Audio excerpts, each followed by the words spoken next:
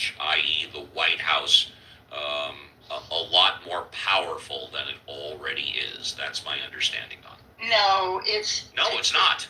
No, it's not. Okay, what is it? What is it? It's to deconstruct the administrative state. I thought I told you that before I went into Pilates. Yeah, you did, but Dr. Francine, the problem is you don't give a fuck what you have to say, Dr. Francine. They just repeat what they hear all around on MSNBC, bitch. Okay, could you elaborate? Go ahead, Dr. Francine. Tear this motherfucking atheist a new asshole. Agencies.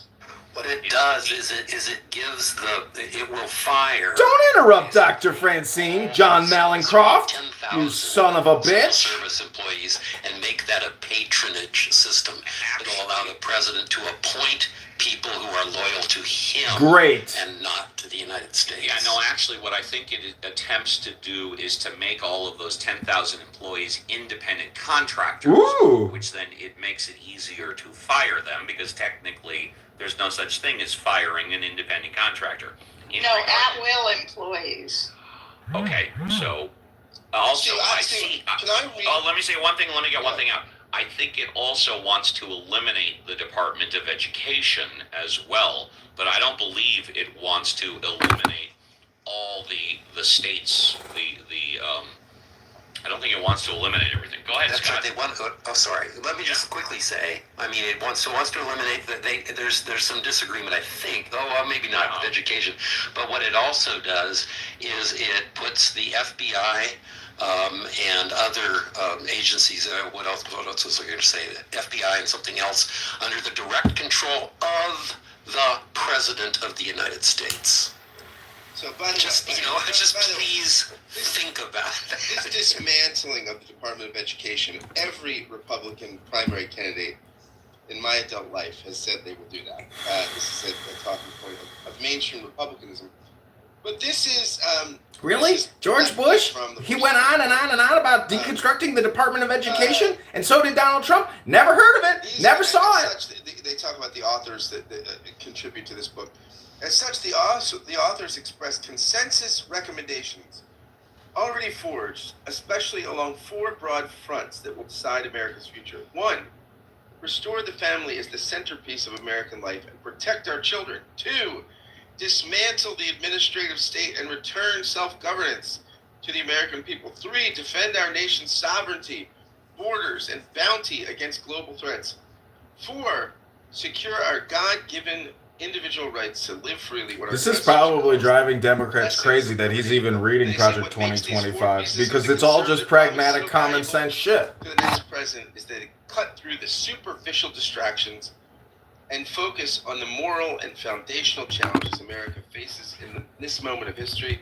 This was one of the secrets of conservative I texted this bitch and she didn't text me back, so I'm gonna fucking not even go. And this dumb bitch is gonna call me when she's at the lunch by herself because she decided not to text me confirmation. So, farewell. Ishmael, there's one thing that will waste your life more than anything else in this life. You know what it is? El Normo, a woman. Welcome to the stage. Thank you for coming back to Ask the Atheist. What would you like to talk about? I was going to say that, but that's how long it took me to get my phone out of my pocket. People run around with their hair on fire. Big coincidence. El Normo has got like a big following. People are like really like him. They like his like Democrat politics. Debate. I mean, what else can I say? He shows his inability to. When I say people, I mean like Roger Mayhem. He's like, I vote for Norm for president. It was obviously really disturbing. And then immediately it's like, oh my God, the country has a conservative think tank and they have conservative thoughts. You are kidding me. There's a conservative think tank. And look at this. They want to restore the family. OMG. And they want the FBI to be under the Cuckoo's here, cuckoo here, cuckoo here, cuckoo everywhere. Cuckoo here, cuckoo there, cuckoo everywhere. All right, Cuckoo, where's our Netflix deal, bro? Get up here and say something or get lost, hot dog boy. Well, there's no change there. And then, we ignore something that's been in place for... All right, Cuckoo, where are we with Operation Netflix? Oh, this isn't Cuckoo. This is a different one. I don't really know you that well, Q. I'm sure you know me better than I know you. You don't say much. So we're listening to Norm soliloquy. If Trump wins the election. So there was a war game. It was bipartisan. It included people who just can't live if Trump is elected democratically by a majority of electoral votes. And in this war game of the Transition Integrity Project, John Podesta, the famous Democratic operative, played Joe Biden. And what did he do? He seceded from the United States and decided that if the United States didn't make the following changes, Western states like California and Oregon and Washington State would secede. And what were the demands? Well, we've heard them many times. As soon as Republicans get a little bit of power, the Democrats say, we're going to add members to the Supreme Court because it's too conservative. And I don't like the conservatives having power. And by the way, we want Puerto Rico and the District of Columbia to become states because the Electoral College is unfair and undemocratic. So, I mean, we've heard these plans to break the country, if you will, like expanding the Supreme Court and forcing the two blue states to get electors to tip the balance. And by the way, all of the immigrants, estimates are anywhere from 10 to 20 million undocumented folks. They're counted in the census. And the census count is used, A, to apportion representatives in the U.S. House of Representatives. So if it's a sanctuary city, then a blue district will get more representatives and also more electors. So that'll tip the balance of power in the country as well. So look, these are things that the Democrats do, and the Heritage Foundation has plans for some stuff that they want to do. If Republicans get into power, I wouldn't run around with my hair on fire in either case. By the way, 10 Commandments in the class. Well, we're already teaching critical race theory in classrooms, and we're already teaching. Wait a minute, Norm. I'm almost done. We're also teaching gender fluidity in classrooms. So, look, if we're teaching ideologies of the left, why get freaked out if we start teaching ideologies of the right? I mean, it's not as if only people of the left get to have a voice. All ideologies get to have a voice, and they get to represent that voice democratically. I'll land it there. Yeah, I'm going to take off right from your landing and remind you that when they center the family, that is code for end of women's rights. And I'm not willing to stand for that. I don't give a fuck what else is in there, but as a woman, I feel like I am more than half of the United States population. My rights have already been rolled back, and I do not want them rolled back anymore by, quote, conservative, unquote, values. Now, I don't mind conservative values in a lot of ways, but there are two ways that I'm concerned about them. And one is women's rights, and the other is religious freedom. And those two things, which are dog whistled or signaled or whatever in Project 2025, are what frightens me. The other thing, of course, is we don't have a conservative candidate that is the opposite to Joe Biden. We have a man who has no values and no morals. As if there was a conservative opposite Joe Biden, I wouldn't be concerned. But you know what? That's not what we have.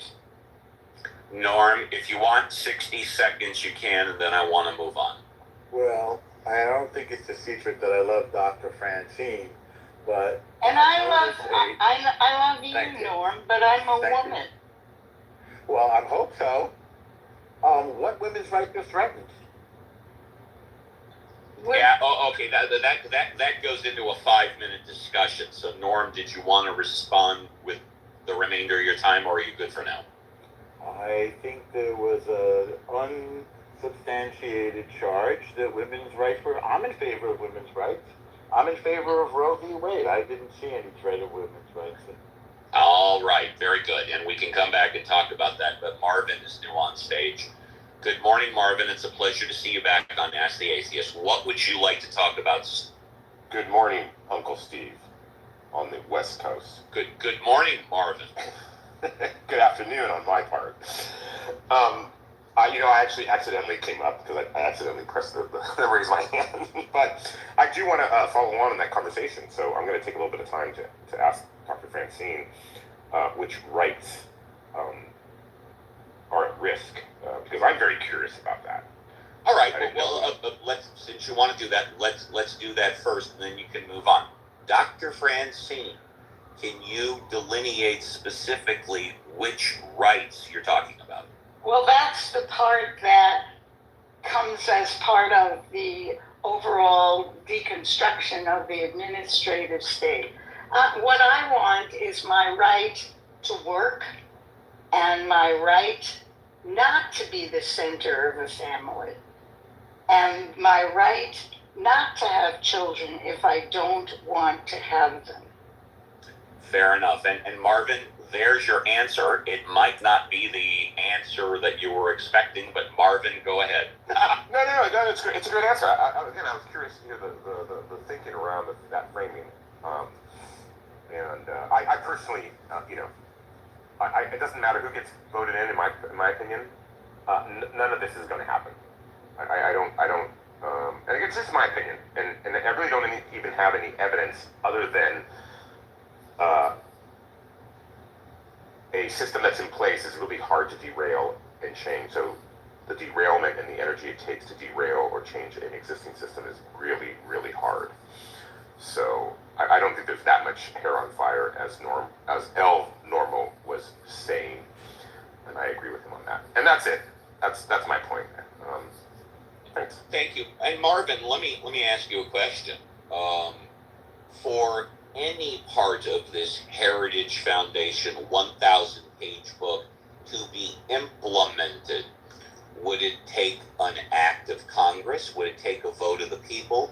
Would it take the president to decree an executive order? Because you say it's basically not going to happen, and arguably, I'm paraphrasing, arguably impossible, but what would it take for the government to implement anything? Well, first of all, I have downloaded the document. I haven't read it completely, and I'm hoping to do that today. But we have to remember that if Trump does become president, he's kind of a lame duck president. And so he's going to try to implement all sorts of extreme policies and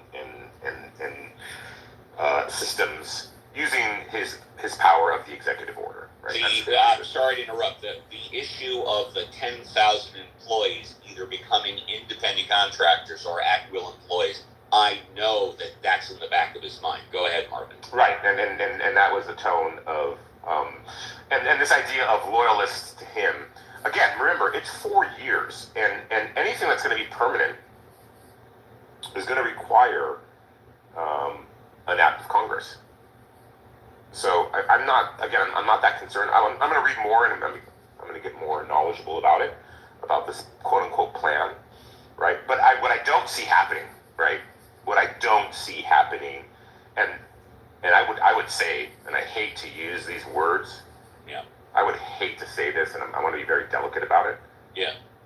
I don't see an extension to an 8-term presidency. Gotcha. Right, and I think that is a fighting platform. I think that if there is an attempt to extend a 8-year term, that is worthy of unfortunate events. Almost like the line item veto, which has been discussed many times, but was purposely not put in. It's something also I don't agree with. Although I said this yesterday, although a lot of governors have the line item veto power, giving that to the president president is way too powerful. And Marvin, I would like to extend some special dispensation because you're the only one I know that has actually read part, and if I understand you correctly, you're going to read most of that book. If you want to come on in next Saturday or Sunday, I'll put you to the front of the line, and you can tell us what you, if you want to. You don't have to. Yeah. I'm gonna buy my ticket right now. Actually, the reason why I have a 2.5 hour train ride today, so I'm going to use that time to read. Listen, I want to say this. I'm reading it currently, and well, you're on the show anyways. You don't need to. No, exactly. But I'll just say this: it's not. The conservative movement has done things in the past, like had like sample bills that you could just insert state house here, right, and do that kind of thing to sort of implement right of center policies at the state legislature level. This is not that kind of a document, right? I mean, it's much more philosophical. It's not add water and stir policy prescription, right? It's much more the stuff I'm reading. It's much more high level than that, in the sense of sort of trying to get a certain sort of ideological framework in the mind of hopefully, I mean, they're hoping a governing conservative majority. I mean, it's not a sort of add water and stir thing where it's if this thing, if Republicans get in, break the glass and implement now. It's not that kind of a document. And let me tell you this also, and I very well could be wrong, but my understanding of any government position where you're an employee, whether you work for the DMV, or I'm not talking about elected positions. I'm talking about I'm not talking about nominated positions. I'm talking about employees, whether or not you're a receptionist or a custodian, or you do accounting or whatever the case may be. I don't think you can be fired because of a slowdown in business. Certainly you can be furloughed. We've seen that during COVID. But this idea of making 10,000 government employees at will, I don't think there's any at-will employment in most, if not all, government employee contracts. I think that people have to be fired for cause, and even then, unless it's super, super egregious, there has to be a specific write-up position, arguably 3 write-ups. You then have to have some type of informal, you have to have a formal investigation. You then have to have an arbitration. I'm really not aware of any at-will employees in any form of government, but I could be wrong. And with that, let's go to Andrew. Hey, Andrew, it's a pleasure to see you back on the show. Hey, Steve, do you Good morning. Oh, Daryl, I'm sorry, I missed you. Andrew, can you go after Daryl? If you insist. No worries. Daryl, thank you. You are next. Hi, Daryl. Welcome back to the show. What'd you like to talk about? Happy Sunday. Happy Sunday. I wanted to come in and kind of back up Dr. Francine. It's with regards to some of the women's rights stuff, there's a lot of things that start to happen at the micro level that then bleed across like state borders. There are 4 states right now that are looking to ban no-fault divorce. Oklahoma, Texas, I think Ohio is one of them. And so when you look at this, basically what they're telling people is that, hey, if you get married, and this is where I think like some of the fundamentalism thing comes in, or the concept comes in. You're telling people, look, if you get married, even if you don't get married in a church, right? Let's just say you run down to City Hall or you go out to Vegas. We're not going to allow you to just divorce if you two say something like irreconcilable differences. Well, that's on every divorce. Yeah, but so what they're trying to, there are 4 states that want to ban no-fault divorces, meaning like I think the one I read in Oklahoma Yes. back in February Yes. said that you have to show cause of injury. And Injury. Injury. Okay. yeah, so the way I read, and I'm not a lawyer, but the way I read the one coming out of Oklahoma is that you're basically going to have to say that this marriage has injured you in some way, meaning like, and How about, and again, I haven't heard Yeah. this before, but how about physical and or mental abuse? yeah, even adultery, right? So it's all of these things where it like what I learned is that the majority of divorce filings are actually filed by women in this country. That's true. Go ahead. Yeah. That's true. And so it seemed like these new thoughts or these new whatever want to take away the right of a woman to file for divorce. Really, would you be saying that if more men filed for divorce? We'll see, but that's a if, but that's not what it is. More women file for divorce. Okay, well, I will then make the statement. Yeah. It's true, but just because more women file for divorce than men, and I want to say the number's about 60%, but fact check me. Okay. Why does that then rise to the level of discriminating against a woman? Well, because it's men who are proposing these legislations. Now we can't when we have. Well, maybe we need more women in office. I totally agree with you on that.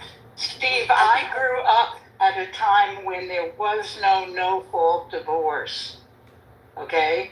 And in order to get a divorce from a husband who committed adultery, I had to go to Mexico.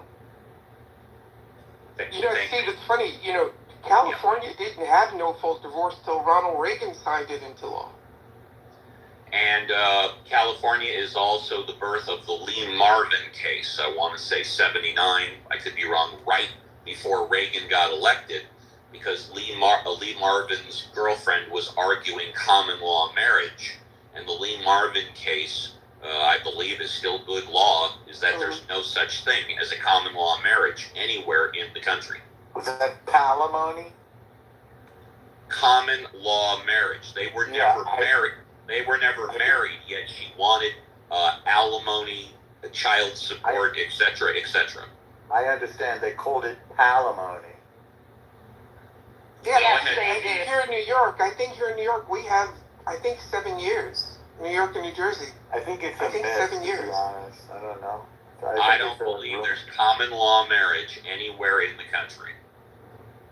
I think what they did, and this is something that I know happened, I think with ERISA, because at least here on the Northeast and in a couple of states, you can declare with regards to your retirement and your pensions, you can declare domestic partnership status where people aren't.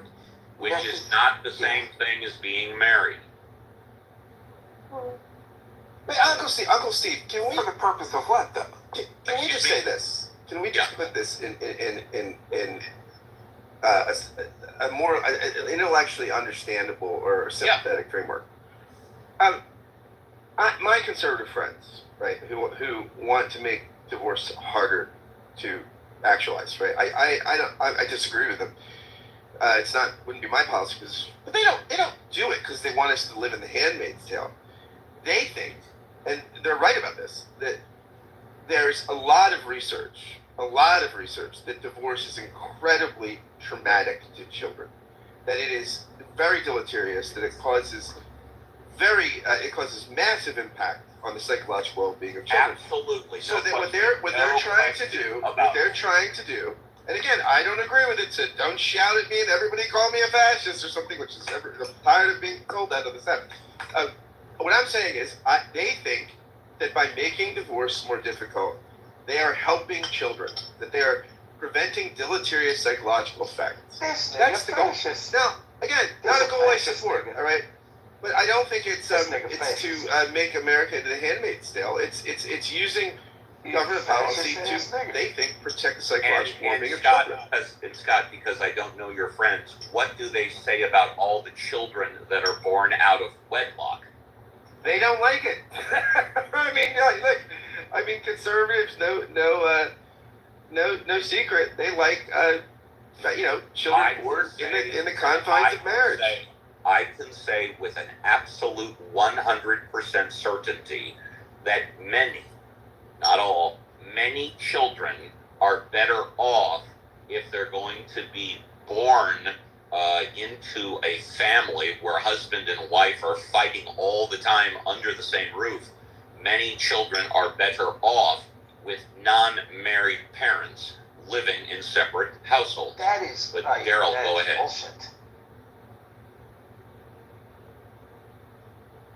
Or separate households. Did I say non-separate? I meant separate households. Yeah, there's Daryl? too much domestic violence. Absolutely. Absolutely, no question about it. Children who grow up in households where mommy and daddy hate one another are also subject to a lot of trauma. And it's actually shown, it's actually shown that these types of kids have a bad benchmark for what a successful relationship is. We could totally argue. We could argue intent all day, but the truth of the matter is this: it is men who are proposing this legislation, and it's women who are filing more and more for divorce. And so to take what I call, we're going to take the human out of it, meaning like it's all about data and numbers, to take out the fact that it is very obvious that there's a certain contingency in this country that really wants to put force people to live together under the same household regardless of how much they hate each other. Exactly. Maybe they should get over themselves and work out their relationship when they have children and stop hating each other. There's always that option. They could grow up. How about domestic violence, Norm? Nobody should hit anybody else. By the way, let's just say, for the people that were proposing this, I'm just looking at the Project 2025 list of contributors, for example. On the first page, this is shocking. There are a number of women, and guess what? It goes on the second page. There's a Lisa, there's an Ellie, here's a Sonia, here's a Natalie. Wow, it's not just men. This is earth-shattering. There are conservative women, Uncle Steve. You heard it here first. If there's one thing I've learned about the human condition, and we'll move on. You can't force people to get along. Someone's got a hot mic. That's Christine. You can't force people to get along. And if you attempt to force people to get along, they're just going to be even more adversarial. If I could just take my last 30 seconds. Yeah, go ahead, sure. I Take just 60, take 60. to respond specifically. So someone said, well, why don't people grow up and get along? I grew up in a house where I was told, hey, when you go to somebody's house, you don't look in their refrigerator, right? And when they come to your house, they shouldn't be looking in yours. Yes. The problem is, everybody wants to tell everybody else what they should and should not be doing. Yes. And there used to be this thing, judge a person after you walk a mile in their moccasins. Yes. Or whatever it is. No, that's right. And we've lost the ability to mind our own business sometimes. And I was talking to a buddy of mine from Cleveland, and he came up and he's like, how do all of you people live so tightly packed? And I said, listen, you can get on a New York City subway at like 8:30 in the morning, and it's more before COVID than now. And it's packed. And but everyone's minding their own damn business. You don't want to look anybody directly in the eye. You're damn right. That's not so necessarily true. Yeah, I think it is. I think it is. I ride the subway. I look a lot of people in the eyes. You would know better. You would know better than me. Yeah. So it's more like, when did we get to this point where we know better we know what's better for you than you know for yourself? Absolutely. And that's the scary part. And before we move on, I just wanted to Andrew. No, let's just move on to Andrew. I'll keep my mouth shut. Andrew, it's a pleasure to see you back on Ask the Atheist. What would you like to talk about? Thank you for being patient. No worries. Thank you very much for having me on stage. Thank you. And now I'm saying that I don't know the ins and outs of your government particularly well. However, you were saying, and I think it's something to be considered, that if, in regards to Project 2025, and I haven't read the document, I've only heard about it in various rooms, etc., that Congress is where these sorts of things would be changed. So if that is the case, and the makeup of your current Congress and or your House of Representatives and Senate, the administrative branch. Yes, if those two bodies, which is the White House, the Department of Defense, the Pentagon, the FBI. Yeah, go ahead. So if those two particular bodies, the House of Representatives and the Senate, change to a more red blend or color, and Project 2025 does not address that. But go ahead. Okay, but if this is something that's an agenda from that sector of your society, yes, and the Congress changes in that direction, and makes laws particular in that direction, and these laws then could be, I would think, see their way into the courts, and ultimately to the Supreme Court, and I think that's where the guardrails could come off. That's my opinion. I don't. I agree with you. And so, because of the nature of the activism within that Supreme Court, and we've seen recent decisions that raise some red flags and alarms. So I think that's where the real danger lies, if that is indeed how this Project 2025 would be initiated. And if they're basing a lot of this stuff on the current Republican states that have their agendas well established in terms of eliminating sectors of society from voting, changing abortion laws. Haven't heard that one. Well, was there not a Supreme Court case? No. About preventing certain sectors of society from voting. I haven't heard that one. Well, they gerrymandered certain sectors, changed the voting rights. That doesn't prevent people from voting. It just puts more people in the district that allows them to win for their candidate. Yeah. But the people in the new district or the pushed away district can still vote. Okay, well, that aside then. Yes. I'll just go back to my original point. I think yes, sir. The Supreme Court is where the problem could derail. Absolutely. Your current protections. So I'll just and let me build on your point before we move on. Yes.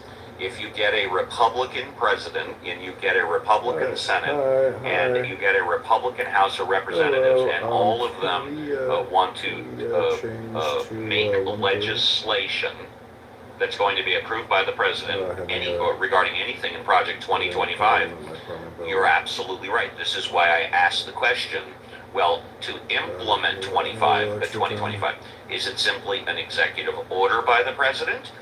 Does it have to go through Congress? Can it be simply implemented? Don't know. Steve. I'll give you just one example here from their. I'd love one example from their FBI agenda. This is on page 549, by the way. Thank you. The next conservative administration should direct the Attorney General to remove the FBI from the Deputy Attorney General's direct supervision within the department's organizational chart and instead place it under the general supervision of the Assistant Attorney General for the Criminal Division and the supervision of the Assistant Attorney General for the National Security Division as applicable. This can be accomplished through a simple internal departmental reorganization that does not need to be approved by Congress, right? And then they explain why This will be a better structure. I mean, the whole thing is a piecemeal document, right? Written by lots of different contributors. Some of it you would need congressional approval for. Some of it you would need legislation. Some of it you could just do it through the administrative state, right? Some of it you would need court rulings for, right? This is not like something that you could just add it. You say, hey, this is HR 2025 and implement. I mean, it's a complex document of philosophical kind of opining on government, things like this that are very technical, right? Which, I mean, I read that paragraph I read for you just now 3 or 4 times before I read it out loud. And I mean, it's a very complex restructuring of the FBI supervision, and they have extensive reasons why they think the FBI is so problematic. Again, reasons I disagree with, but this is so complex that this would take. I mean, to implement this thing, and again, what's not going to happen if, let's say, Trump's elected? Trump is not going to adopt this thing or reject it wholesale. I don't even know how you would do something like that. What he's going to do, I think, if he becomes president, is there's some ideas in here that he will likely adopt and implement, and that's what. And I think any conservative president would do the same thing. Would neither embrace this thing wholesale nor reject it wholesale, but pick through and adapt, take some ideas, appropriate them, and try and again, some of which could easily be done through a kind of unitary executive action. So, there you go, sir. Thank you. And before we go, see if anybody in the stage wants to go. Steve, Hang on. Can I just say to Scott, I will not call you a fascist. I just want you to be clear. Thank you, Andrew, my dear friend. I was in a room with Andrew and another Canadian guy. One of the most pleasant clubhouse rooms I've ever. Housekeeping issue, and we got the break coming up in 5 minutes. Alfonso, if you're there, can you unmute, please? Alfonso, can you unmute? Thank you. Alfonso, I don't know if you... Oh, by the way, for those of you that don't know, Alfonso is the other admin in the Atheism House. Alfonso, we had an issue come up today. I don't know if you heard about it. It clearly not only violated the rules of the room, the rules of the house, but also the rules of Clubhouse. I removed that person from the room, and by the way, that person is a longtime niece-nephew, and we're going to have to deal with... I'm planning on dealing with that right after the show, but if you want to participate, you can. If not, I will report back to you. To help out, we're having our monthly board meeting in our favorite they can't engage much, but Steve. I'll report. Did you hear about it or no? No, I haven't. I didn't. I'll explain it to you later then. I'll explain it to you later. Since we're coming up on the break, would you like to give a 1 or 2 minute pitch for the Atheist Alliance? So here for Atheist Alliance, as a board member in Central America, if anybody wants us, we held a persecuted atheist world and was okay, you're going in and out, buddy. Let me help you. Go on mute. Go on mute. You're going. Oh, we got another. Okay, yeah. Alfonso's going in and out. Alfonso is the other admin in the Atheism House. He is also a member of the Worldwide Atheist Alliance. Those of us in America have complete right to worship any god of our choice or not worship any god. However, it is a fact that there are people around the world who are persecuted for their religious views. World Atheist Alliance helps those people that are being persecuted. So check out Alfonso, follow Alfonso, and Alfonso. I will advise you accordingly. And with that, if anybody on stage, we got a break in 5 minutes, wants to speak, just unmute and say your first name. I see Dawn. Hi, Dawn. Sorry to interrupt. I have a small delay, so I try to get in when I fit in, but I have a question for Scott or anyone. Scott, Scott, you mentioned that you believe if Trump gets in, that he'll go along with that Project 2025. But I was reading in the chats. I don't know if you guys are following along in the chat, but higher up in the chat a while back, someone mentioned, I think it may be Ruth or Adam. Maybe Adam can answer this too. Yeah, I think it was Adam. He mentioned that Trump had his own plan, maybe Plan 47, something like that. Yeah. So how do you think he'd abandon his own or integrate them together, 47 and 25? How do you think that would work? These are such a complex array of policy positions. I mean, and some of these things are just, for instance, I'm reading right now, one of their things they want to do is there's 44 people on death row, right? I'm sorry, not to laugh at that. It's not funny, but they want these people executed as fast as possible. Now that's something, the executive can more zealously, do. I mean, I guess because we haven't had federal executions in a long time, I don't think. So these are, I mean, you read this document. First off, they need better writers or a copy editor. I mean, the syntax of this thing is so clunky. But they kind of move from big, high-flying policy philosophy to then these, some of these things they want to do. They don't give template for legislation, but they acknowledge that, well, you could do this with you need congressional approval, and some of this stuff you can do just through the administrative state, right? Other things you would need courts for. This is a massive, sprawling document, right? With multiple authors, right? So it's not as though this is some directive coming from the Wizard of Oz there behind the curtain. This thing is so piecemeal. I don't know how anyone, if they wanted to implement it directly, it'd be just challenging because it's not that kind of a document.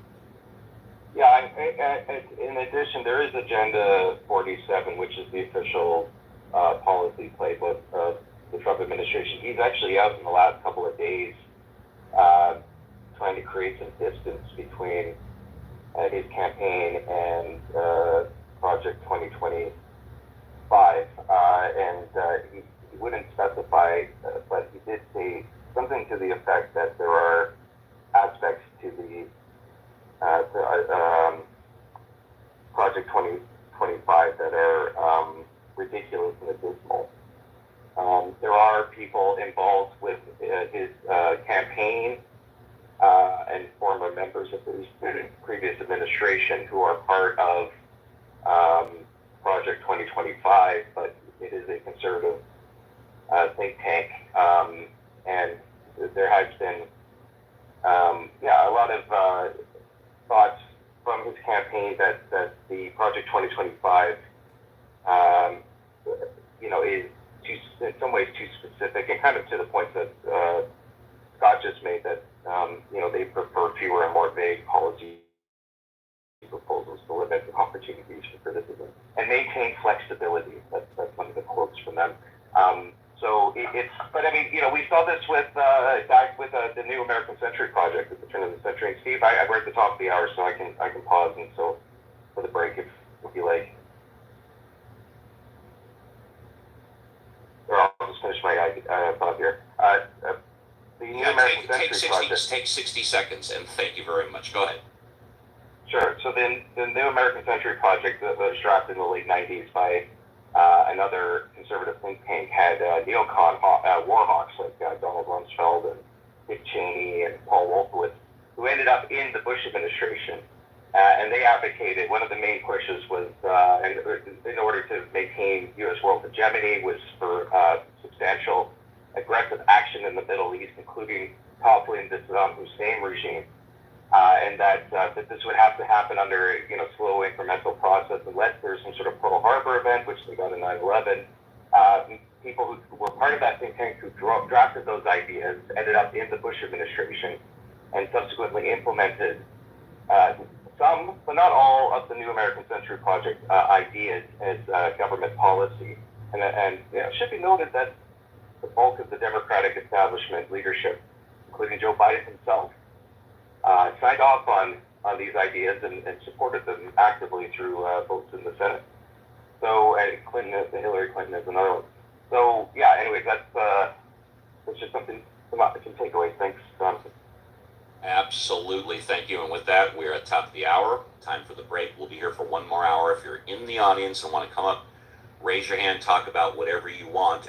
If nobody has anything, I want to talk about the recent Supreme Court case. I put the link at the top of the chat, Moody versus Net Choice. And this has to do, although they didn't mention federal communications issue thing 230, it has to do with liability of social media platforms. But if you all want to talk about something else, not a problem. Thank you very much, Scott Jones, for doing the heavy lifting. Alfonso, our fearless founder. Don't go away, and we'll be right back on Ask the Atheist. God is pretty busy. He's got a long-term plan for humanity that stretches far beyond our comprehension. So it's not reasonable to expect him to concern himself with the individual. The individual is important only to the extent of providing a creative link between the past and the future, in his children, or in his grandchildren, or in the contribution he makes to humanity. Therefore, don't pray to God to solve your problems. Pray to that part of God within you. Have the guts to fight for yourself. God wants brave souls. He wants winners, not quitters. If you can't win, at least try to win. God loves triers. Is that right, Robin? Right. So, what resolution should we make for the new year? Resolve to let God know that you have the guts and the will to do it alone. Resolve to fight for yourselves, and for others, and for those you love. And that part of God within you will be fighting with you, all the way.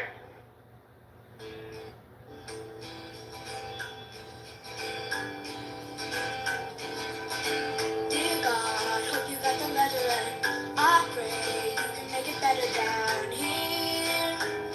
I don't need a big reduction in the price of leave, but all the people that you made knowing they see them starting on their feet, 'cause they don't get enough to leave from God. Can't believe in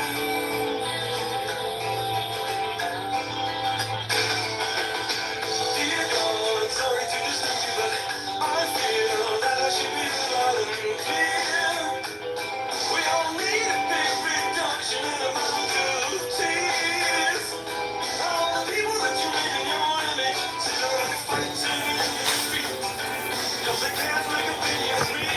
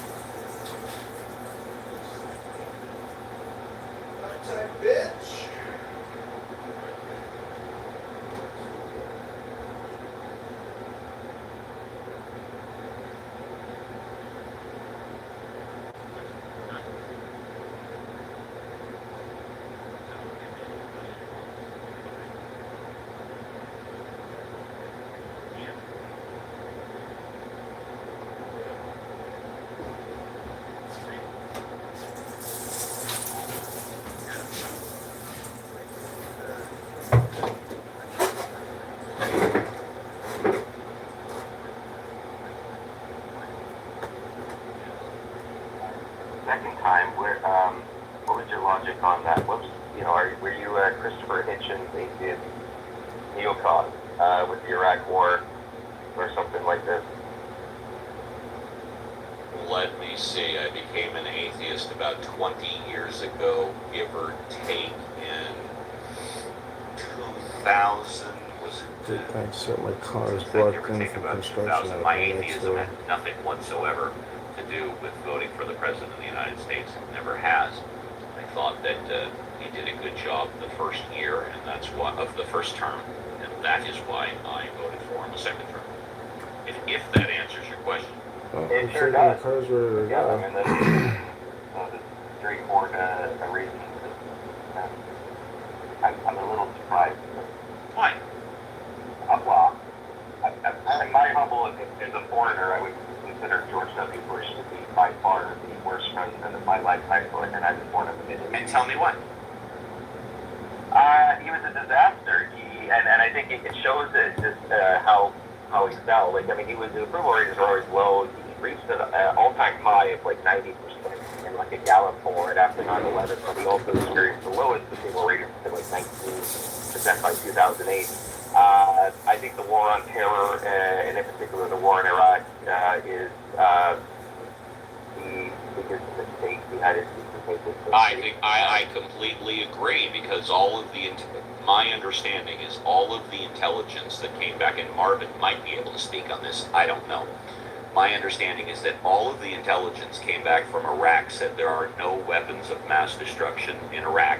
However, when it got into the hands of the government, one or more people decided to fraudulently change the intelligence to say there are weapons of mass destruction. Now, whether or not Bush knew about that, I don't know. But that's my understanding. Is that your understanding? No, well, maybe. My understanding is that they wanted to do it, and they went and did it. You think that Bush knew that the original intelligence that came back said there are no weapons of mass destruction, and Bush knew that they were fraudulently changing the intelligence? That's what you're suggesting. You're saying, yeah, okay, all right. I think a lot of people agree with you. Just like he knew in a memo in August titled, presented by Condoleezza Rice, that with a memo, intelligence report stating Bin Laden determined to attack the United States in August of 2001. Say that again, about Bin Laden, say that again. He received an intelligence memo briefing from Condoleezza Rice in August of 2001 titled, Bin Laden determined to attack inside the United States. That it happened under his watch, with all the information and concern that the Clinton administration had left for them. It is a catastrophic failure of leadership, and the primary purpose or role of the president to protect the security of the United States. It was. And the financial crisis. So what are you saying exactly that Bush did or didn't do that was catastrophic? Exactly.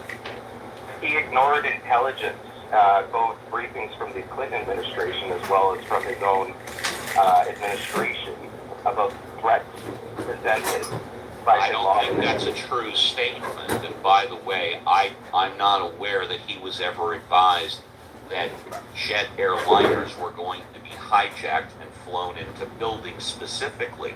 I don't think he ignored the threats that there were going to be people from the Middle East that were going to attack United States soil on our mainland. I think those reports were coming in even before he was president. I don't think he ignored them, but let me ask you, hypothetically, if he did, or if you were president, what would you have done? I would have gotten the FBI and the CIA in the room, and I would say, what is this? And tell me more. How do you know he didn't do that? How do you know he didn't do that? Because it was revealed that the CIA and the FBI were not communicating with each other about the hijackers. They knew who they were. Has it been revealed that the FBI and the CIA never had communications with the president about that topic. They didn't even have communications between each other on the subject. That was one of the catastrophic failures, was that the CIA was not telling the FBI that the individuals who were named terrorists who entered the United States under their own names had entered the United States and were in flight school training. The FBI were not notified of that. It's one of the findings in the... So the FBI and the CIA and the president never knew that these people came into the United States and got flight training? The CIA did. The CIA knew about it? Yes, they did. Okay, and all right. And they knew about it before 9/11, and they knew that they were in flight school specifically to hijack the jet airliners and fly them into buildings, and they kept the info to themselves.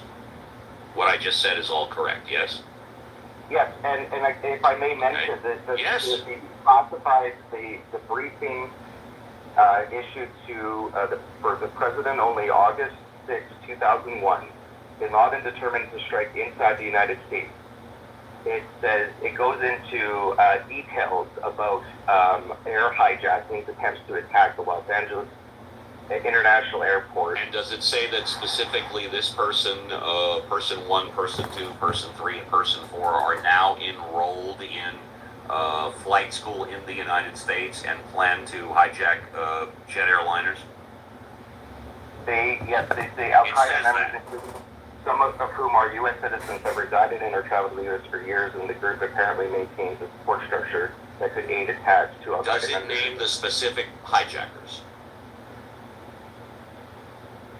I'd have to cross-reference the name in the report. Because I would like to find that out. As I said, go ahead.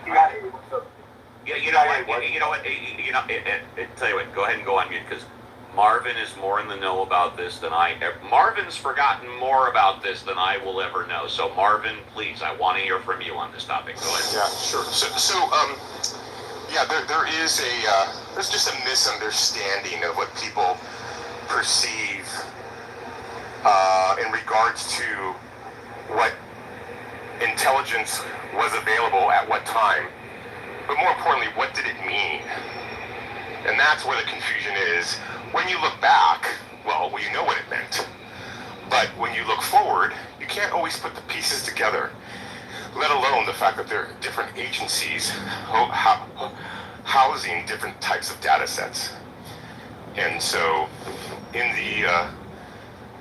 at least 48 weeks prior to September 11th, there was significant chatter. And I remember this specifically because I used to read it, right? Quote, eminent, what was the word? Now I can't remember. Eminent threat. Eminent threat on the Eastern Seaboard. Eminent threat, Eastern Seaboard. Eminent threat. And that was a daily, on the Cybernet, that was a daily posting, and you could get a little more information but remember, each agency was bringing in a different piece, and there was no fusion back then, and guess what? There is very little fusion today, and it's a big issue. I'm really deep into it right now, but it's really, really hard to take different agencies, take their intelligence, create a common operating picture, have an analyst who has to have authority across all of these agencies to make a determination, and then activate a course of action as a result, right? We don't have that figured out yet, so. Well, as president, as like the hypothetical, I would have, considering the Clinton administration's emphasis on the threat of Al-Qaeda, because the USS Cole and other things, the Bush administration was, through the American Century Project, was hell-bent on regime change in Iraq. And so they did not take this matter as seriously as they should have. As president, with that information, And with these sort of memos, and there were, I'm sure others, Marvin, you're suggesting that, you bring the FBI and CIA director into the room with your national security advisor and the appropriate staff, and you say, how valid is this threat and what do we know? I mean, that in and of itself. No, again, I think I appreciate your excitement and enthusiasm, but I have to criticize your lack of knowledge or access, right? We would say that you do not have access. Thus, any assumption that you make is going to be a civilian-based one.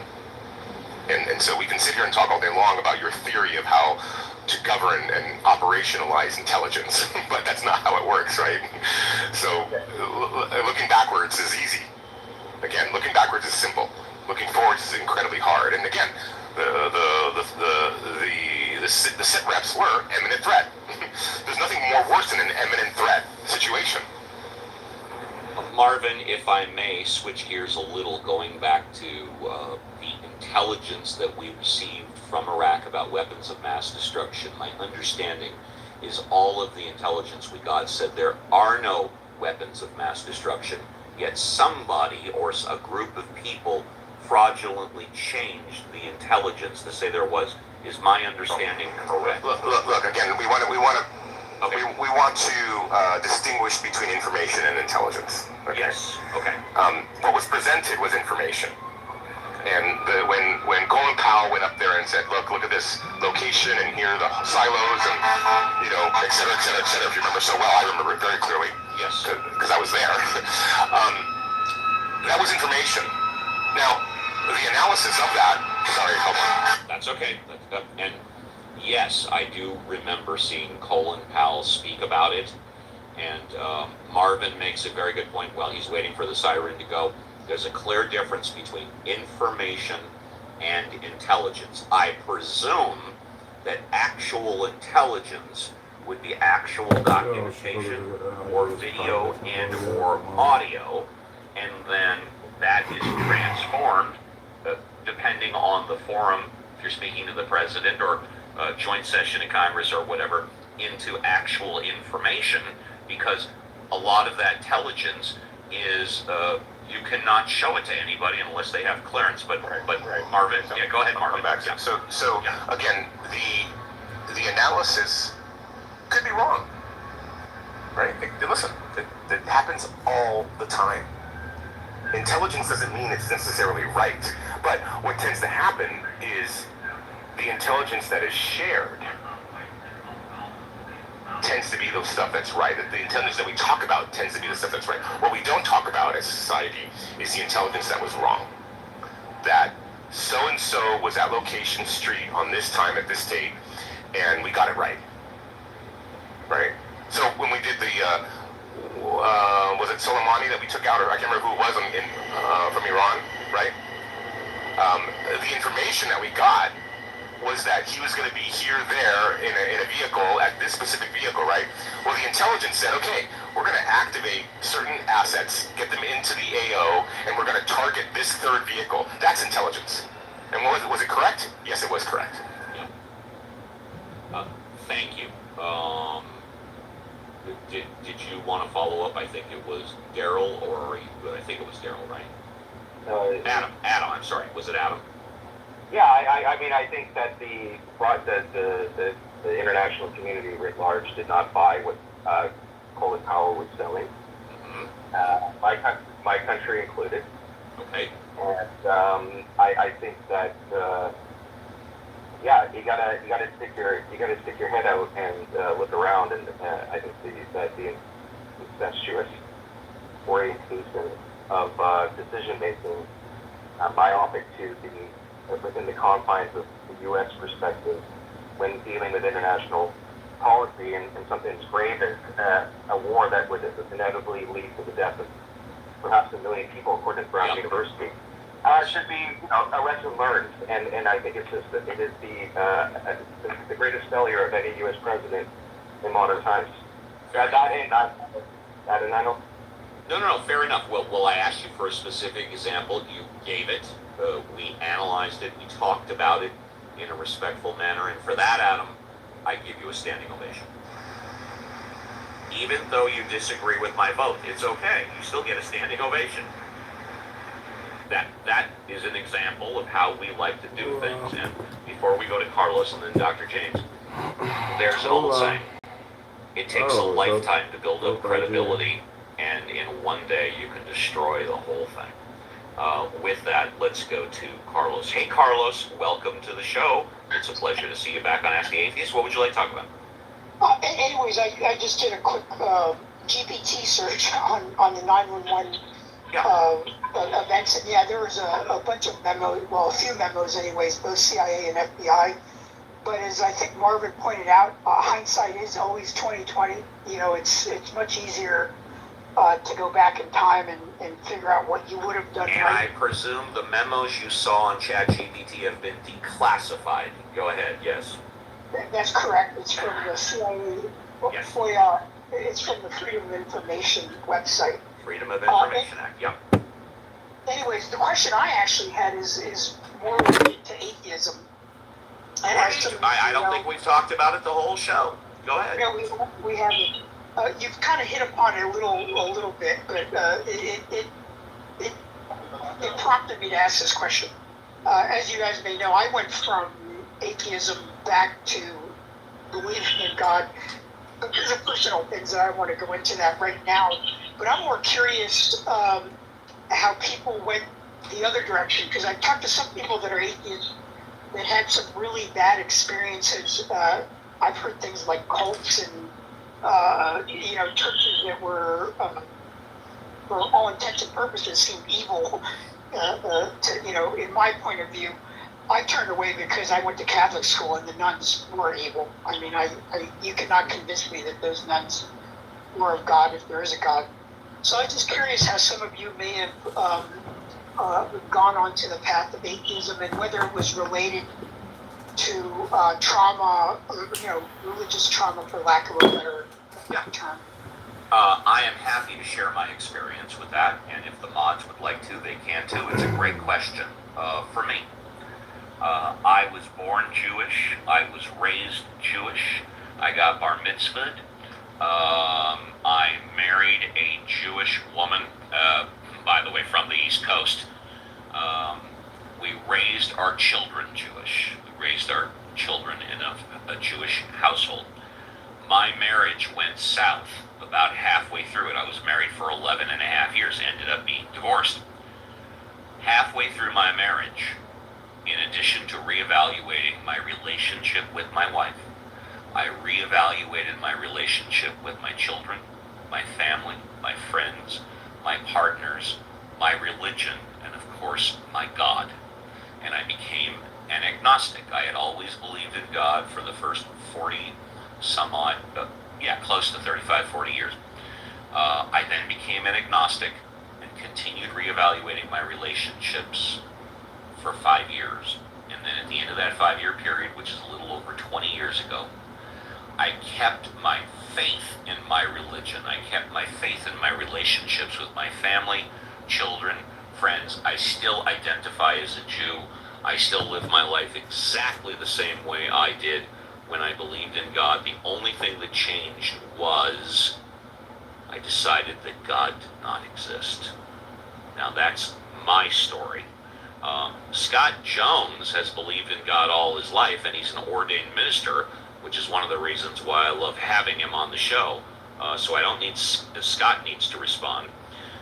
John. By the way, I would say that I never not believed in God, but I thought you always believed in God. No, I didn't think about it. My parents didn't really take us to church, and then I became a convert to Christianity when I was about the 5th grade by a guy who I'm still friends with. He's about 3 years older than me, and he could throw a curveball, he could do algebra, so I thought he was, better than Jesus. I mean, and he told me I needed to accept Jesus as my personal Lord and Savior, so I did. My parents, they didn't tell me stuff like that. And then I sort of pursued faith on my own from that point. And wound up, going to the ministry and doing a couple of graduate degrees and things like that. So that's the story, and I'm sticking to it, as they say, Uncle Steve. Thank you. Let's go to John Malincrot. He's got his story, which is very simple. John. Yeah, it's pretty simple. I never. My parents weren't religious. We didn't really talk about God. I always I knew people believed in God, and I guess I kind of thought that at some level I probably did just as much as they did, which was to say that I didn't really believe anybody could really believe in God.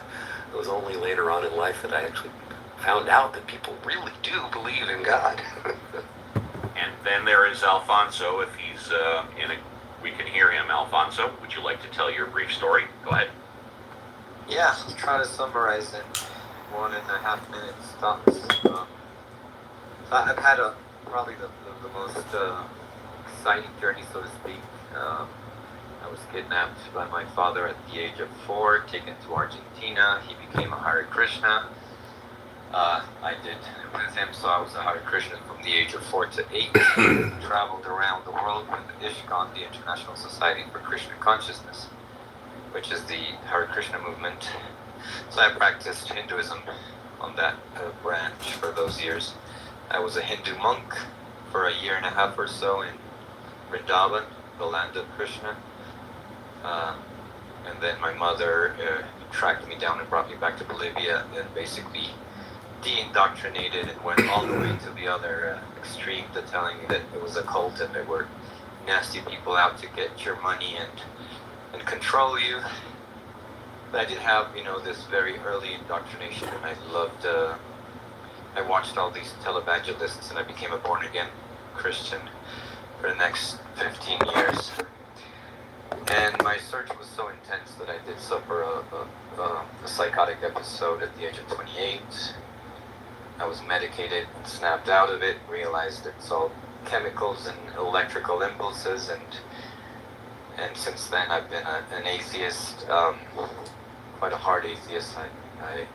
It keeps me safe to not believe in magic and superstition and the supernatural. And so I founded Scientism House, and I often talk about how science can give us such compelling explanations about reality.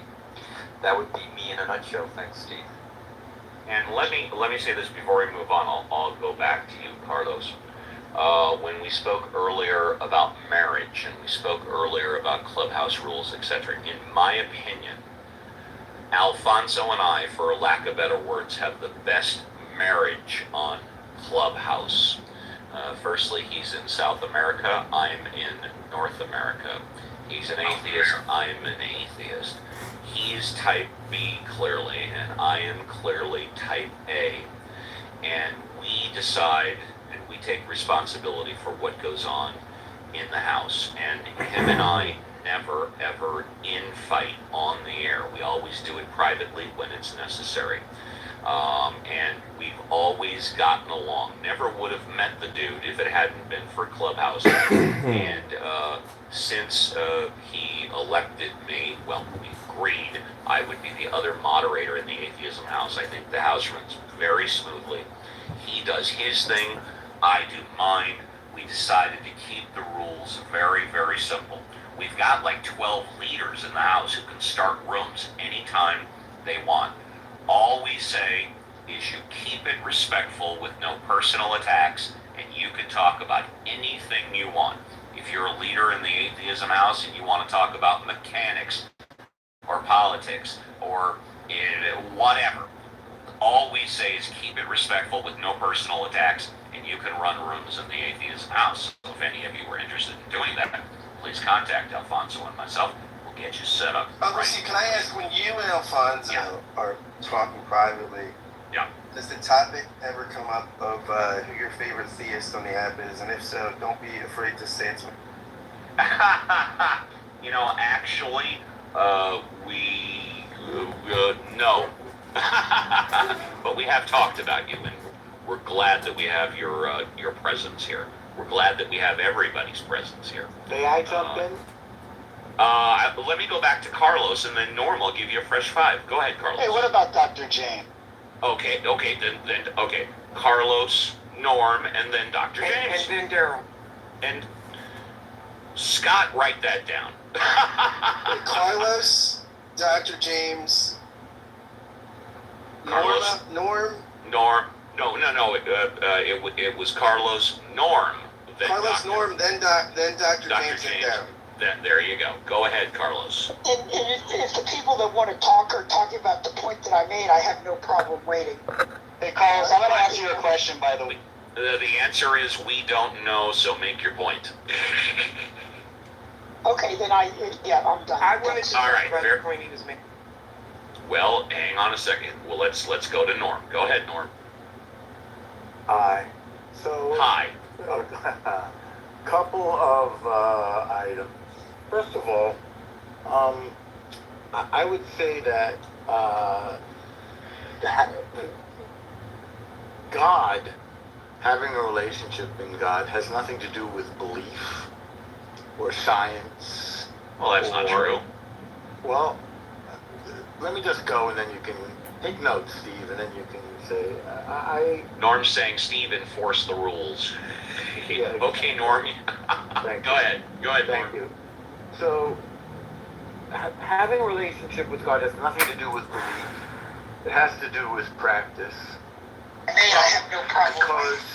Because whatever the divine is, whatever the soul is, we don't really know exactly what it is. We only know that it is. There are people who not only don't they believe in God, but they don't believe that we have souls. They don't believe in miracles. They don't trust, I think, what Freud, who was a famous atheist, called that oceanic feeling, that desire to connect to a power bigger than oneself.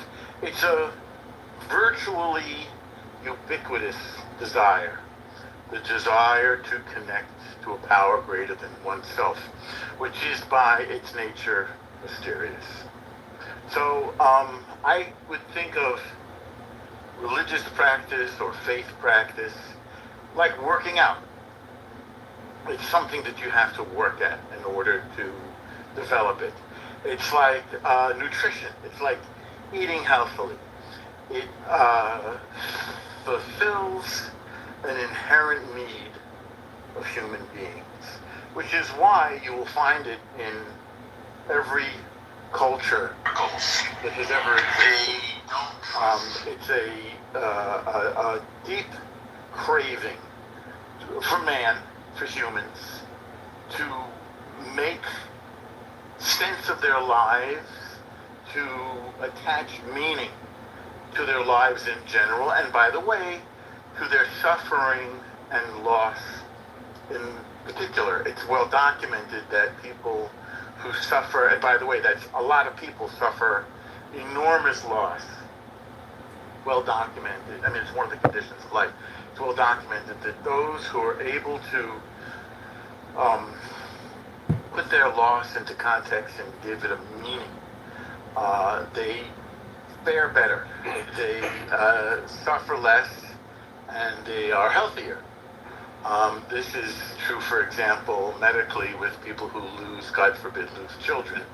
But loss is one of the conditions of life, and we need help with it. From wherever we can get. Some people like to go to therapy. If that works for them, that's great. Therapy also has certain ideologies. Some people go to their religious leader, which is kind of the same thing. They sort of become a parent figure. Okay, so that's number one. That's one thing I wanted to address and talk about. So it's fine if people choose not to use this tool.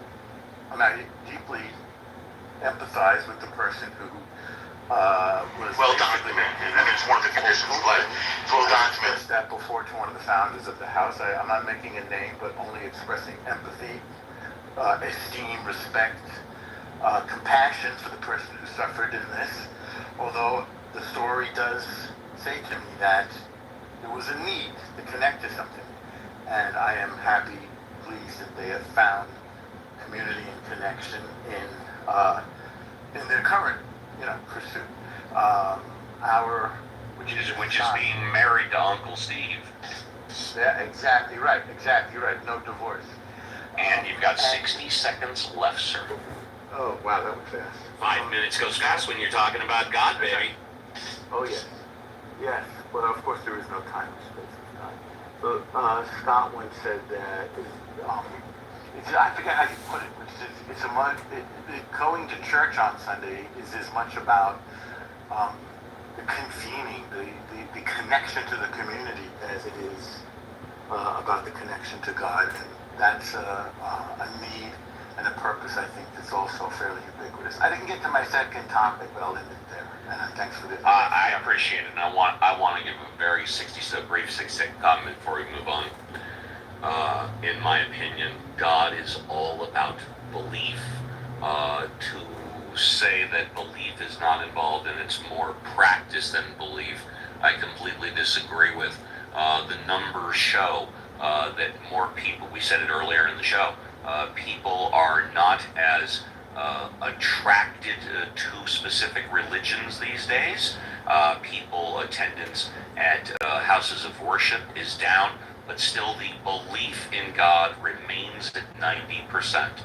I know plenty of people that don't regularly practice but believe in God. In fact, the majority of my immediate family, which would be my brothers and my father and my blood nieces and nephews, the majority of them, and 75%, if not 90%, do believe in a God or some type of unidentifiable higher power. Scott, who's next?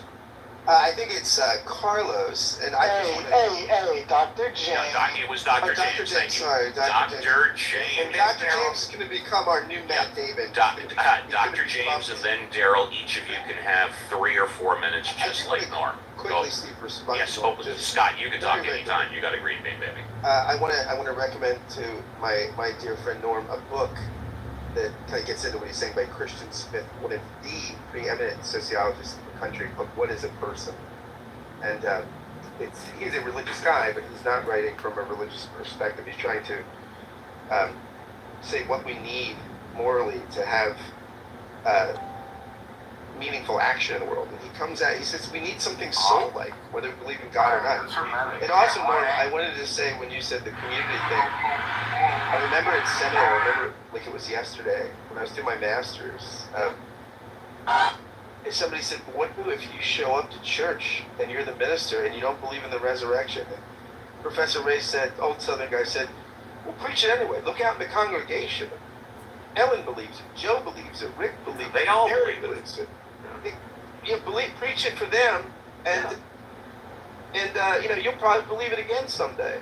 And I think this is we're in it together, in this spiritual journey, right? And it's a team sport. Dr. George. I'm sorry, Dr. James. Sorry, Dr. James. Hi. So out the gate, I just wanted to know, may I have my fresh 5 right now uninterrupted, because I'd like to answer the question that was posed, and I can probably do it in that amount of time. Yes. Thank you. Good morning, everyone. So I actually came into this conversation late, but I like where it seems like it shifted, the question about, how does an atheist become an atheist? And I can't answer that question outside of saying that I'm not an atheist, and so I can answer it the way I'll answer it. I also want to say that I was a little, initially I felt inside myself when I was going to wait behind Norm that I was going to feel annoyed. And I really, really appreciated your answer, Norm, and I just want to let you know that your answer was very thoughtful and it doesn't well get any stated, better than that. and I appreciate that. That you were willing to just kind of do that answer the way you did.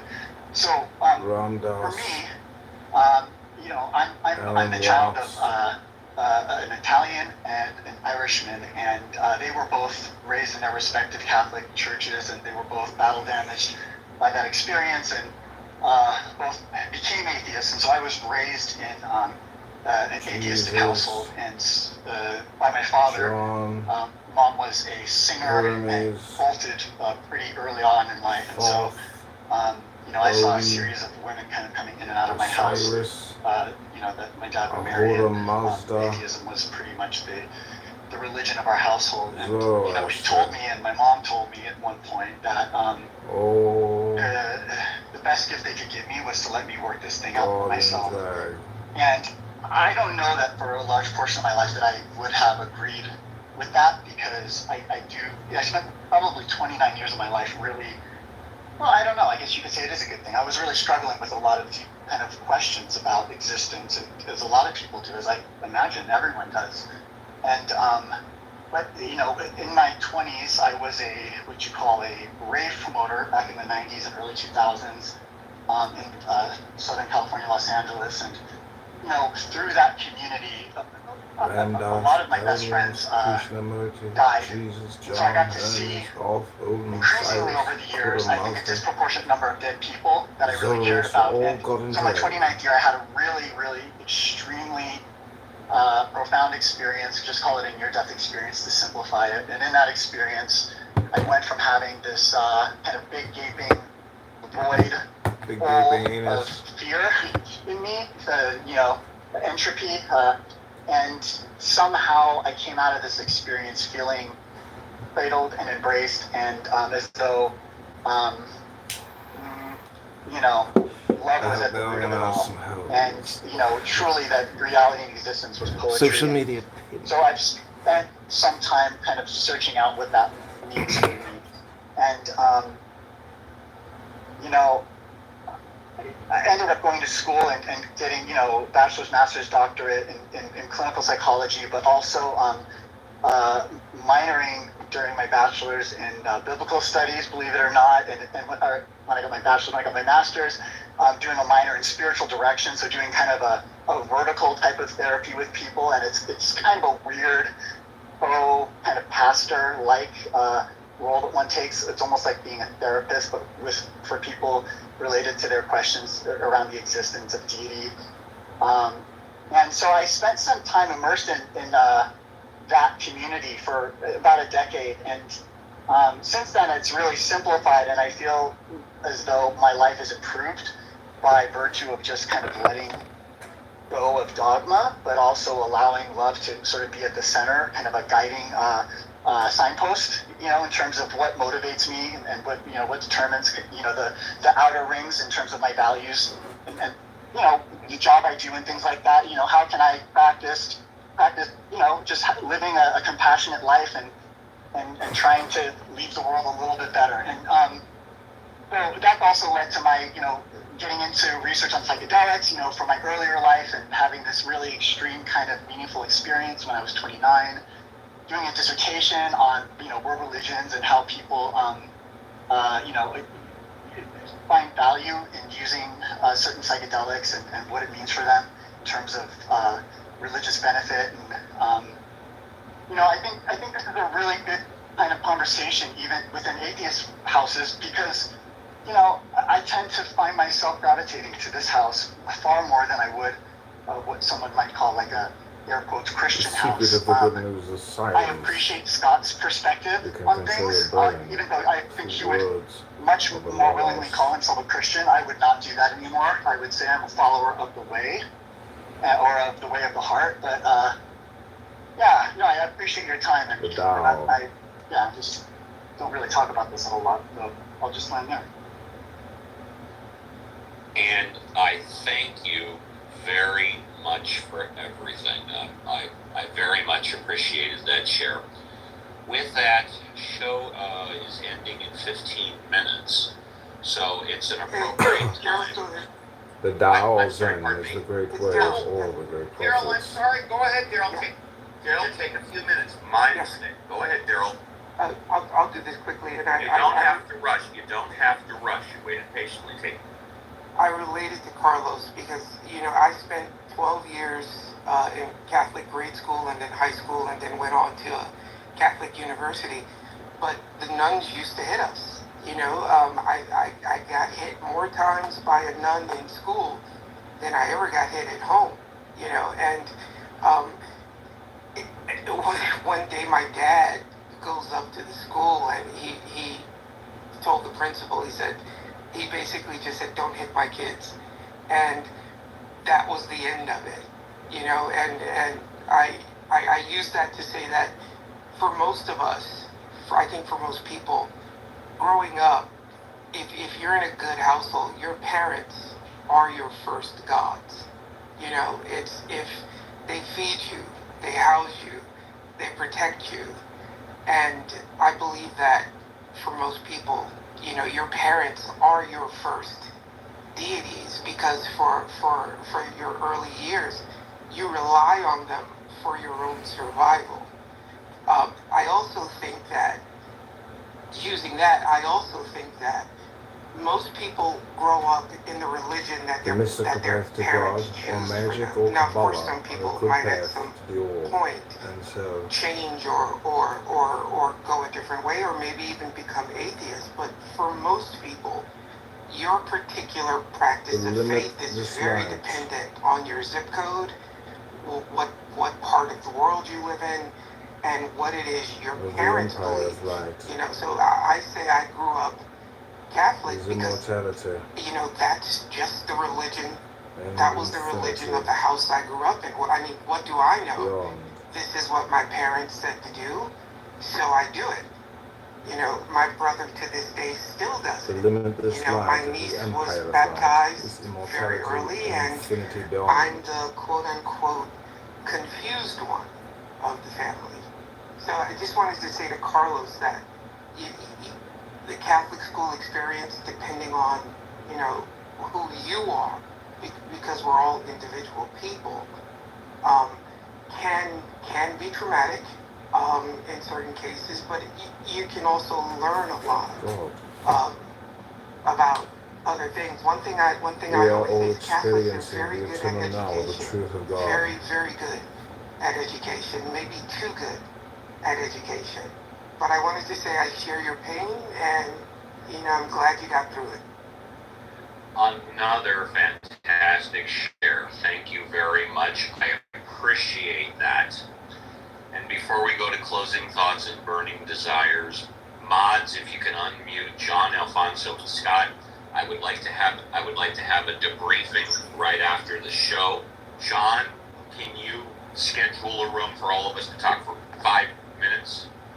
You want me? I'll just open it as soon as you close it. So I'll be there. Yeah, if you could open a room and just invite me, Scott, and Alfonso, we'll talk about what happened today for 5 minutes, guys. And then, because before I talk to him, I want to talk to you guys. Okay?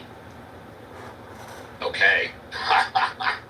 And with that, let's go to Eaton, burning desire. Just say goodbye. Oh, I just stumbled in there again. Thank you very much. Great rule. Appreciate it all. Let's celebrate. Let's also enjoy the world. Thank you very much, and I give you a first-class escort to the VIP. And with that, let's go to El Normo. El Normo, great contributions today. And by the way, I agreed with everything that you said, except for your very first sentence about belief. But Norm, would you like to say goodbye? Okay, sure. Listen, I will not vote for El Trumpo, but I'm not running around with my hair on fire. If the country elects him, then I'm sure it'll be for the best. I'm sure he'll do some things that are pretty good and some things that are pretty bad, the same way the current administration has done. I preferred the current administration because I felt it was more responsible, but it looks like the president can't lead anymore. So hopefully we'll be able to run somebody credible with integrity and is presidential against Trump, and the country will be in good hands. But if not, I'm still hoping for the best for the country, and I want a good pilot for the country. I want him to pilot the plane well, and I want him to land it safely. I'm not going to try to undermine the president if Trump is elected. So that's my final thoughts. Norm, thank you very much. First-class escort to the VIP. Let's go to Adam. Adam, would you like to say goodbye? Any closing thoughts, burning desire? yes, thanks for the room. And a shout out to you guys for moderating so well and taking Clubhouse seriously and handling situations as they come up. It's refreshing and rare, but celebrated. And I like to see that there's so many people in the room here. Like you said, it seems to be more people I think it's it's because this room and there's a few others that take moderation seriously and have structure, and people really like that. Users really like that. So thank you. And I'll just say, we got the French election results coming up, so I'm going to be holding a room on that, covering it live like I did the first round of the British election a couple of days ago. So if anyone's interested, I'll be doing that. Thanks, guys, for the conversation. Thank you. Don't go away. I want to respond. First class escort to the VIP. Yes, Alfonso and I, and my mods, and his mods when he does his thing, we take it very seriously. And regarding what happened today, I take that ultimately seriously, because I know that the room and the house can be shut down. And whatever decision that we make, I guarantee you, my crystal ball says over 90% of the nieces and nephews are going to agree with my decision. I know there's going to be some nieces and nephews that will not agree with it, but 90% will agree with whatever decision we make. And with that, let's go to Daryl. Would you like to say goodbye, Daryl? I would. Something interesting. 3 months ago, an orangutan was observed chewing up a plant to heal a wound on its face. And it kind of shook the anthropology world. So I want to say, nicely done today, like, Steve. are we the end? Maybe the best moderation day of all time by you. Thank you very. Oh, are you finished or no? Yep, that's it. You got it. Take my elbow, first class escort, down the red carpet to the VIP. Carlos, you're next. Would you like to say goodbye? Any closing thoughts, burning desires? No, just again, thank you guys for running such a great room with civil discourse. I think it's missing from Clubhouse in a lot of rooms, and I appreciate your guys' time. Peace, love, and understanding. Have a beautiful Sunday. That's right. What's so funny about peace, love, and understanding? Elvis Costello. I gotta play that on the near break song. First class escort to the VIP. Thank you, Dr. James. Would you like to say? Yes, I would really like to know what happened, but I came in late. Maybe that's a good thing. And wanted to let you all know that I really appreciate you just holding this space consistently for as long as you have, holding a container in the way you do, and it's not easy, and we all benefit. And Dr. James, before I escort you, as always, replays are on, specifically for what happened today. I believe it happened towards the end of the first hour. I would say under Clubhouse Analytics, 10, no more than 15 minutes after the show ends, it'll be on replays. You can always advance your replays. I think it happened towards the end of the first hour, if not start of the second hour. So anybody is free to listen to it. And first class escort, VIP. And now we go to our Clubhouse scientist, John. Hey, John, would you like to say goodbye? Yeah, I was going to say, if your hair is not on fire, the real book talk 2025, then either you are a Trump supporter or you are not paying attention. Thank you. So, someone like me who wants to learn more about it and hold off any final decisions about my hair being on fire, that's not a good way to look at it. That's fair enough. I'll hold off. You can look into it, but if after looking into it, if your hair isn't on fire, then what I said. Yeah, I encourage everybody to do their own research on Project 2025. No question about it. Alfonso, would you like to say goodbye? Yes. So yeah. Sorry.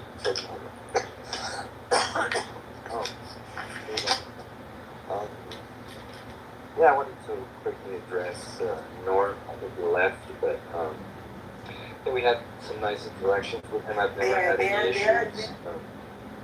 Had people come to me and complain about stuff that that ain't my business. I just let them do that shit. Always have good conversations, and the one thing I like to, one of the things that I like to reinforce is that The evidence that I found seems to show that religion is a product of biology. Atheism is a product of biology and religion. So everything we do has to do with our communities, us feeling safe, us having this hardwiring of our belief systems on our brains. We can't help but believe that we choose to do these things. But I think we really don't. I'm going to be running more rooms on free will because it's an important discussion to be had.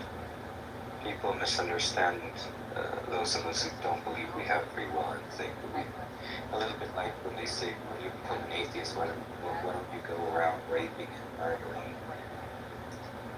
Belief in free will doesn't mean that your behavior is going to change. It just means that we understand some mechanisms through which we behave and how we interact with each other and what seems best for our survival, and that can be misleading. I'll leave it there. Thanks for the room, and looking forward to our conversation. Yes, thank you. And John, you're going to schedule as soon as the room ends out there. By the way, I forgot. It's another reason why Alfonso and I have such a great marriage. He 100% black and white, no gray, believes in no free will, and I 100% black and white, no gray, believe everybody has free will. And with that, we'll finally say goodbye to our clubhouse minister, Scott Jones. Uncle Steve, I'm currently trying to read some of this Project 2025, and anybody that is convicted of a serious federal crime should be set in a cell with this document and be forced to read it, because the writing in some of these chapters is so poor. This is real, cruel, and unusual punishment, but I'm going to try to be informed and read this Thank you. Terrible writing. And it's great to be here. It's great to be here. Great to be a mod. Great room today, buddy. Thank you. John, did you want to say something quick, or was that an accident? I had just gone into messages, and I came back and I couldn't hear anything. So. Gotcha. Okay, well, you'll schedule the room for me, you, Scott, and Alfonso right after the show ends. Okay, thank you. Well, it's been a hell of a 4 hours. If any of you missed it, replays, as always, are on. About the moderation style. Mike Moonrule, as of today, is gone indefinitely.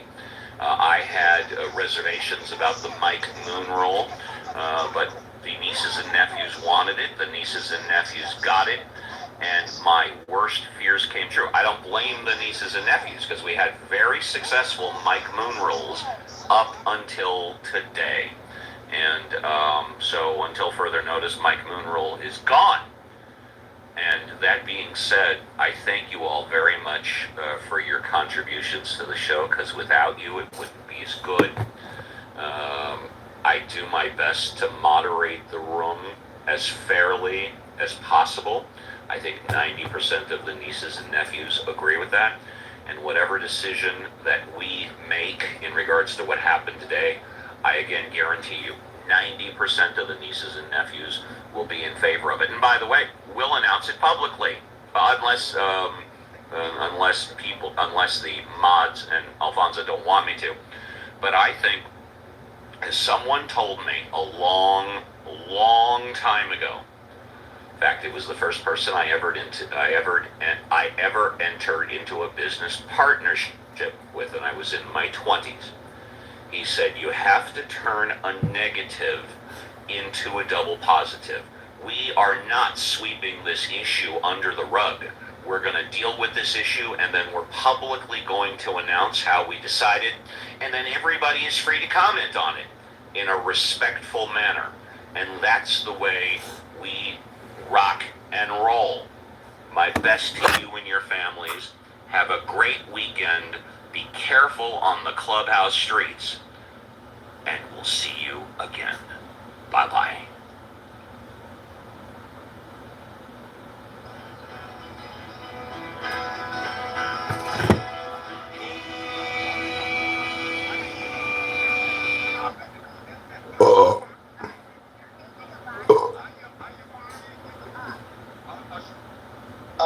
check this out. All right, so Corey comes back, sweetheart, and says that here's the point.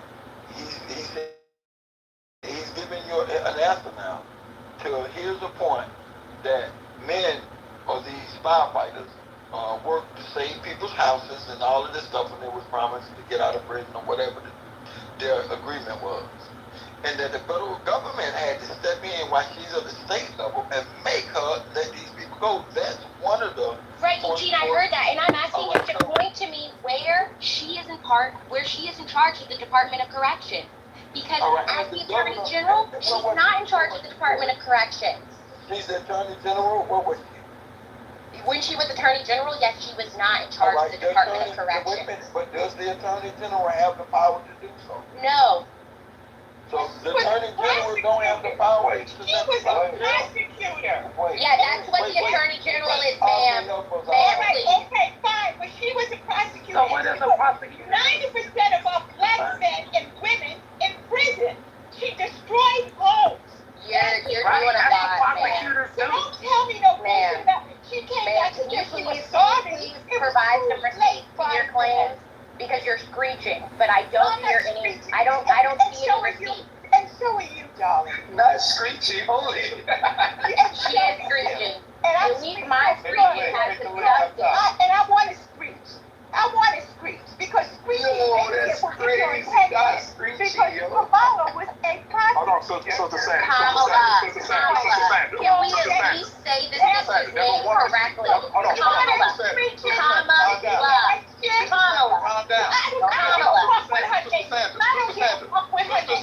Sister Sandra, please, sister.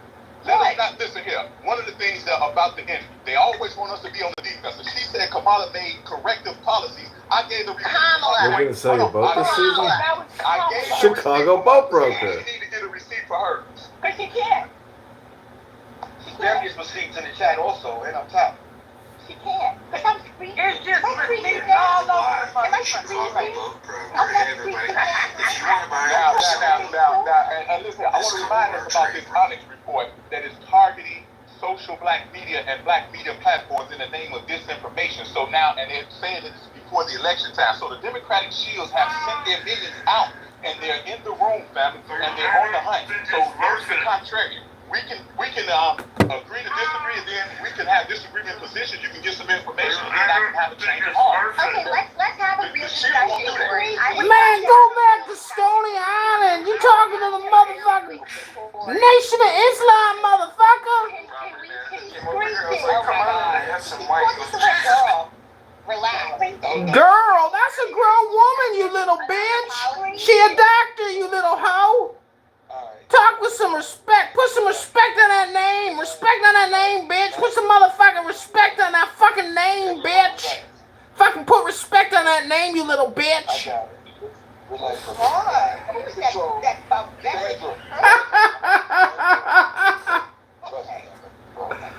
So Tiffany, I don't know what. All right, but right now we're having a discussion. It may sound messy. I don't know if all the way out the room. But if you want to be a part of this, we're going to extend you the courtesy. Man, fuck it, nigga. Vote Trump and go to the gym and go to the beach, you motherfuckers. That's emotional. Fuck it, you niggas. Sit there for a second.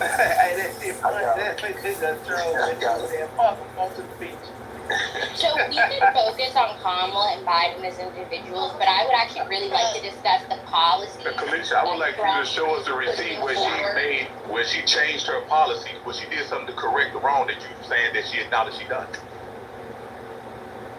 Great, give me 1 second, Corey. Happy to provide.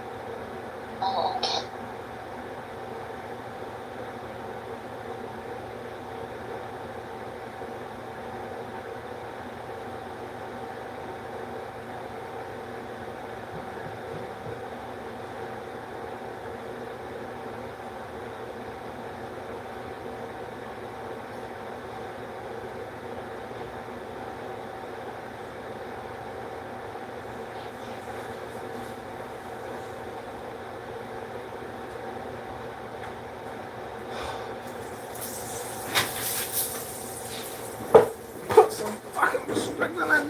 bitch.